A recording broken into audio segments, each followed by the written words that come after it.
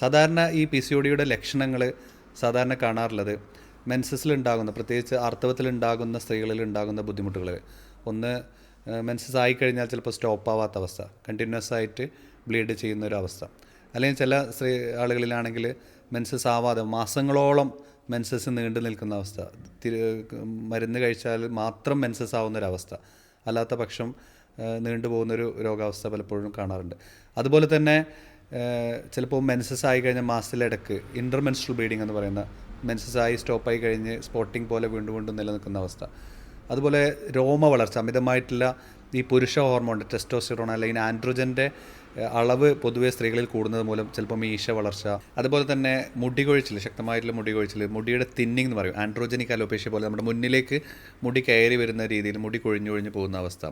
അതുപോലെ തന്നെ സ്കിന്നിൽ തൊലിപ്പുറത്ത് കട്ടിപ്പ് വരുന്നത്, നമുക്ക് ബ്ലാക്ക് തിക്കനിങ് പോലെ നമ്മുടെ കൈകളുടെ മടക്കുകളുടെ അല്ലെങ്കിൽ നമ്മുടെ കഴുത്തുകൾക്ക് പുറകിൽ കഴുത്തിലൊക്കെ നല്ല ബ്ലാക്ക് തിക്കനിങ് ആയിട്ട് കട്ടിയായിട്ട് വരുന്ന രോഗാവസ്ഥ.